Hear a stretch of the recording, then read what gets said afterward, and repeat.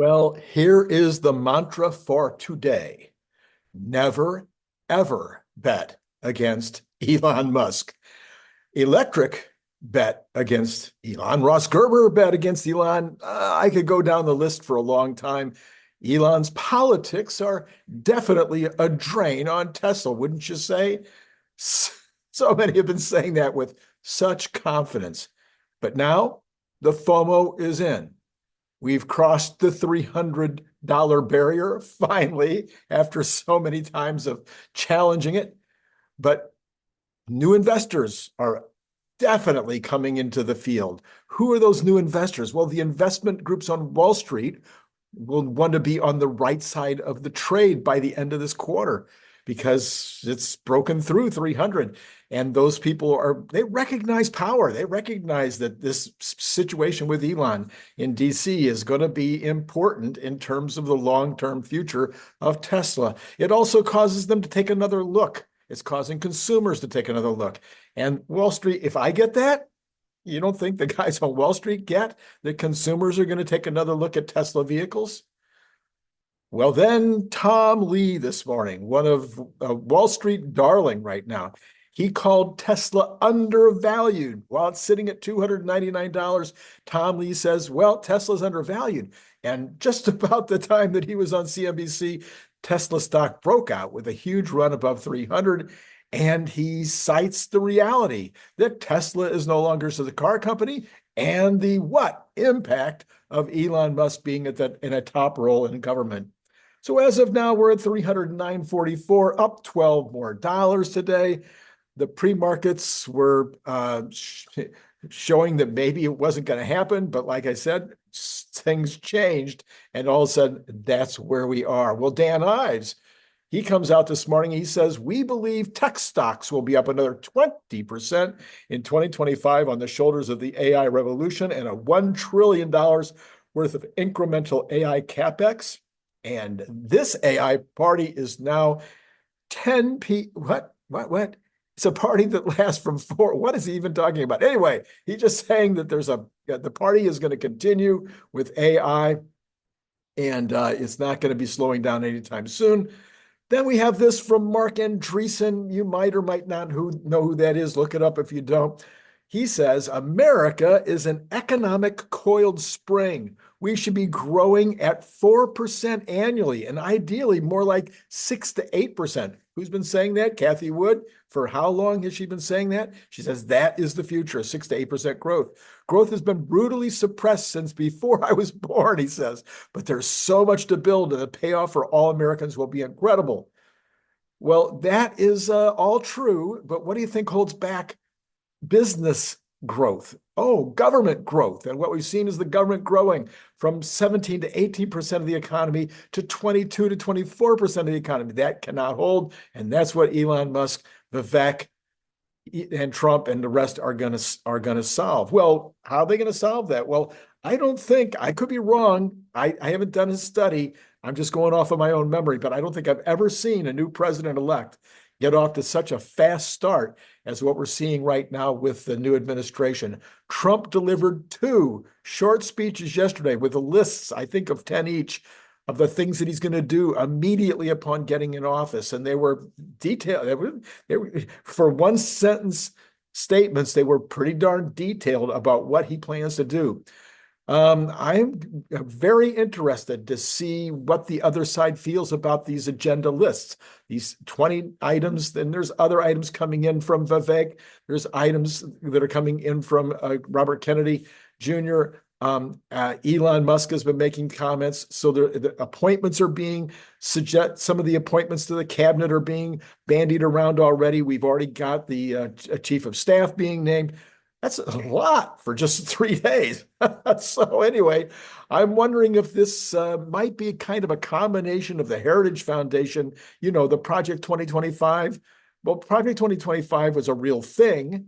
And President Trump said that he didn't know anything about Project 2025 or hadn't read it. I can believe that. And there's it's a huge document. I only read like the first 25% of it before I went to sleep because it's talking basically about the transition of government and getting that transition in quickly with top people in all positions. I mean, there's hundreds and hundreds of people specifically named to be heading up different departments. Yes, there was issues in the 2025 document that talked about actual positions that the new Trump administration might take, but they were just positions that the Heritage Foundation thought that Trump should take. They weren't Trump's positions. They weren't even the position of the platform. But the transitional aspects that were in there were great. The second thing that might be part of this really, really hitting the ground running so fast might be just Elon speed, Elon time. Anyway, we're just starting to see all of this come into place. We'll see what happens. With Tesla now, we have a narrative switch. I'm sure you're already seeing that. I'm just kind of rehearsing it because I'm sure everybody out there knows the narrative has changed now. It might not last, but for now, the news is all about how Elon Musk's big gamble in the political sphere paid off. And it's going to have make it easier, for regulations. It's going to be less of the government getting in his way. It's going to be places where Elon can have an impact and places where he can move the mission forward. While that may or may not speed things along, it has created a lot of interest in robotaxi. It's creating among the chattering classes as well as among consumers. What is this robotaxi thing then after all? And of course, that is one of the reasons why Tom Lee made his statement this morning about the undervalued aspect of the stock.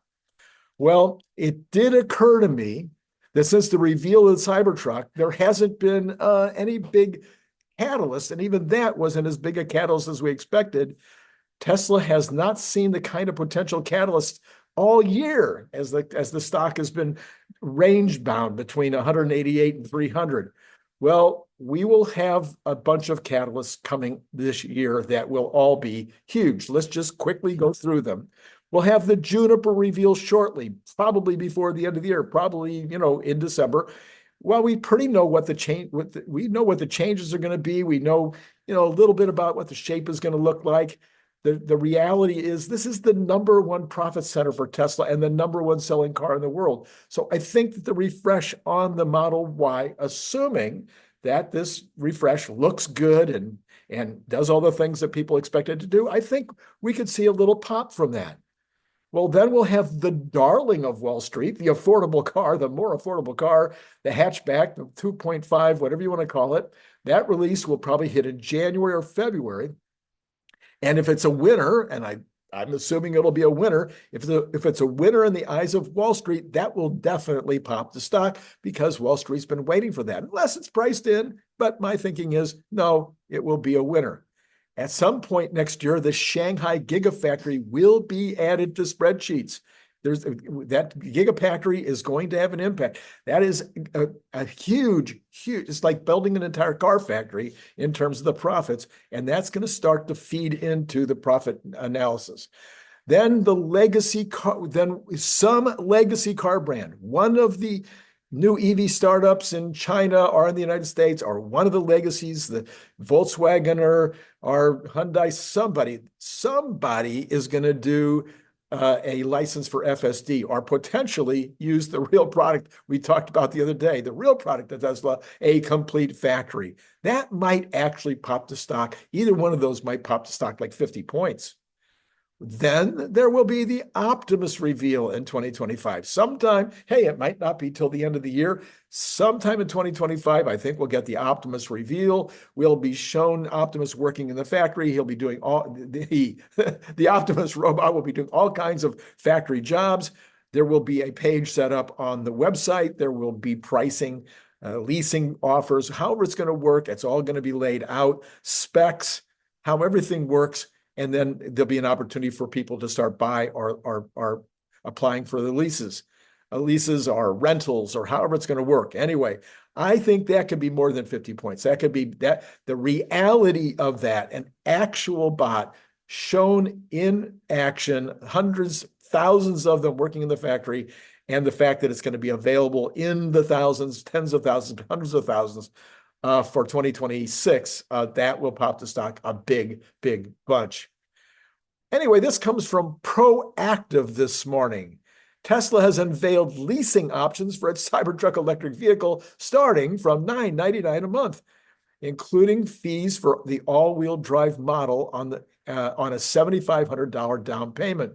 The tri-motor Cyber Beast model can be leased for $1,204 per month.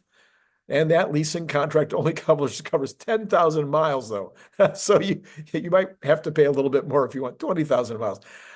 You can now get the regular Cybertruck for $999. Anyway, for customers wanting Tesla's full self-driving, that increases it to $1,145 and $1,331 for the all-wheel drive and Cyber Beast models, respectively. Anyway, initial deliveries of the Tesla Cybertruck, which had an estimated range of 340 and towing capacity of 5,000 kilograms, commenced, we knew this, in 23. Teslarati has this morning. Speaking of the Cybertruck, the Tesla Cybertruck was deemed the coolest car at the Golden Steering Wheel Awards over in Europe someplace. I know it's Bild am Sonntag and Auto Bild are the magazines. The award was celebrated by the electric vehicle maker on social media. As noted in the press release from Axel Springer, the winners of the Golden Steering Wheel Awards were very diverse this year, though a number of all-electric vehicles came away with accolades, including the Porsche Taycan, which might be not a car anymore by the end of this next year. Turbo GT, which won the Luxury Class Award, and the Kia EV3, which won the Best Car Under 40,000 Pounds Award.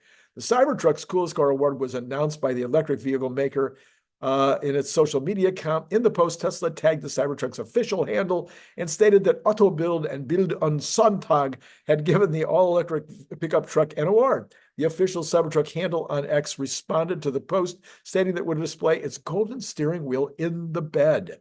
What is quite interesting about the Cybertruck's win is that it's the fact that the electric truck is not even sold in Europe today, although we've seen them over there. So some people are buying them and shipping them over.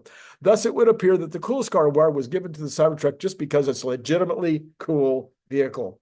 This certainly seems to be the case, as Bild am Sonntag and Auto Bild gave the Cybertruck a squircle-shaped award, unlike its usual trophies, which are shaped like traditional steering wheels. By the way, this is Randy Kirk. Hey, please hit the like, subscribe, and notify. I told you yesterday, I'm going to tell you again. You want to hit notify right now. You do not want to miss what's coming up today with CERN Basher. I mean, obviously, Goldberg, whatever his name is, there's going to be a great Friday night Tesla good news show as well. But the show I'm going to talk to you about is going to be the one that's going to be with Sir Basher later today. You definitely want to see that. We're going to be talking about Bitcoin in a way you've never heard it talked about before, not as currency. No, you want to see this. You have to see it. It's a little esoteric, it's a little up there, but man, it's really cool. Anyway, Larry Goldberg and I will also be on later tonight, now that I've remembered his first name. What? Anyway, Market Watch says this morning, here are the numbers. The amount of borrowing by U.S. consumers in September rose a scant 1.4%. But that increase was almost entirely student loans as Americans scaled back on their use of credit cards. Consumer credit increased by $6 billion in September. That's really, really low. People were expecting $13 billion. So people, they're being practical. What's going on?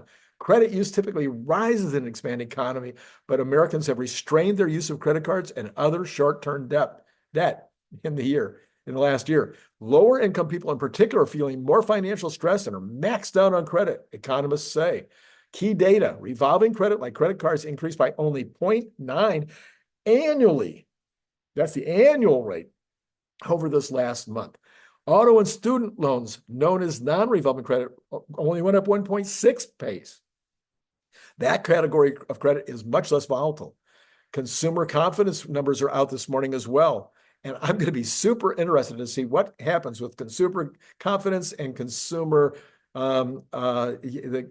these different and consumer sentiment. This one is the consumer sentiment one. I think consumer confidence comes out next week. Anyway, here's what it was said this morning. Heading into the election, consumer sentiment improved for the fourth consecutive month, rising 3.5 to its highest reading in 6 months. These people were already anticipating the Trump win. While current conditions were little changed, the expectations index surged across all dimensions, reaching its highest reading since July of 2021. Expectations over personal finances climbed 6%, in part due to strengthening income prospects. And short-run business conditions soared 9% in November. Long-run business conditions increased to the most favorable reading in nearly 4 years. Sentiment is now 50% above its June 22 trough, but it remains below pre-pandemic readings. Note that interviews for this release concluded on Monday and do not include any reactions to the election results. No, but they saw it coming. Year-ahead inflation expectations also fell slightly to 2.7. I'm sorry, from 2.7 to 2.6. The current reading is the lowest since December 2020 and sits within the 2.3 to 3.0% range seen for the last years prior to the pandemic. So we're back to pre-pandemic. Long-run inflation expectations inched up, though, from 3.0 to 3.1. Well, there you go. So how are stocks reacting? Well, the stock that you and I care about the most, we already know how it's reacting, but it's continuing to go up. We see, there's little hitches along the way, but it's up 45% in the last 12 trading days, according to Sawyer Merritt. It is up 16.48 this morning to 313.39, and there doesn't seem to be any real indication that it's going to be not continuing up as the day progresses. Obviously, there's going to be a point at which this is going to not be able to continue. Every run up has its limitations, but right now, 1650, not a bad day. Okay, what about the rest of the stock market? We've got the Dow up 220, the NASDAQ actually down 13, and the S&P up 1741. Now Tesla up $17. Apple up 32 cents, but the rest of the Mag 7 are actually down.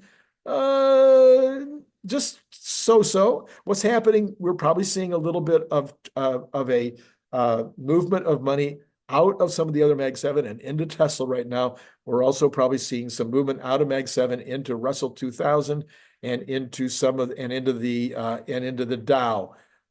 This is very likely happening because this election is being seen as something that's going to help Main Street and help the low-income folks who voted for Trump. He's going to need to pay them back. The folks under $100,000 a year need paybacks, and that's what is being anticipated right now. Square, interestingly, down big time.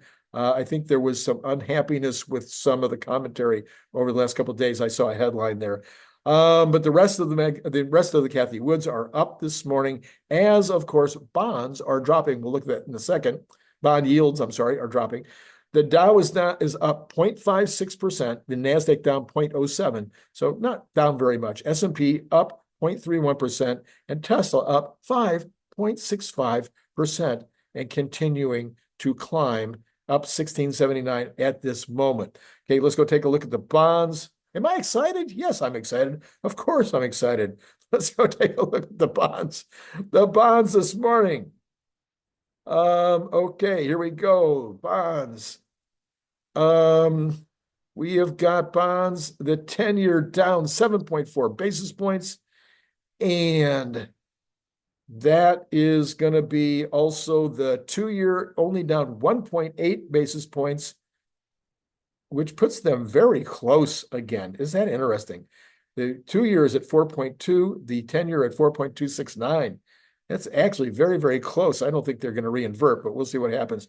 The 3-month is at 4.537, and that's like even for the morning, and the 2-month at 4.582, up 0.21%. So that's actually going in the opposite direction right now. So we're getting a little bit of this of a greater spread on the inversion again. We need to study this somehow. I need to get a handle on what's going on. All right, oil down 2.24. Now that's what I expected yesterday. The Brent is also down 2.09. This is like 3%. Texas Intermediate at $70.17. I think we go back into the 60s, maybe even into the 50s.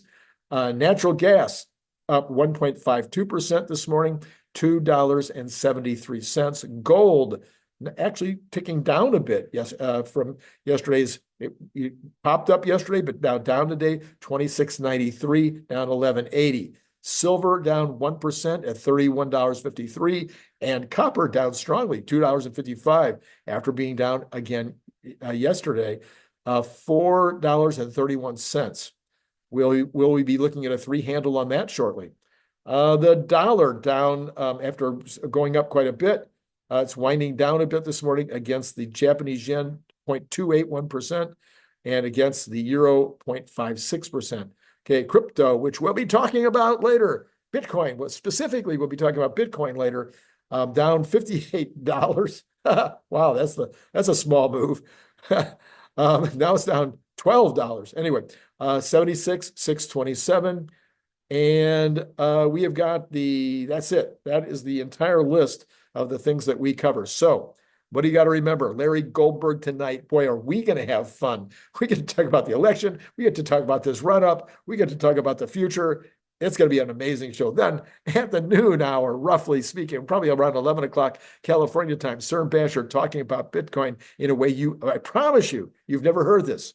This is important. You need to hear it. Also, yesterday, I'm putting a card up for the CERN Basher show that we did yesterday. It was phenomenal. It was timely. It has a lot to do with all of this run-up that we're seeing today. You want to go back and take a look at it.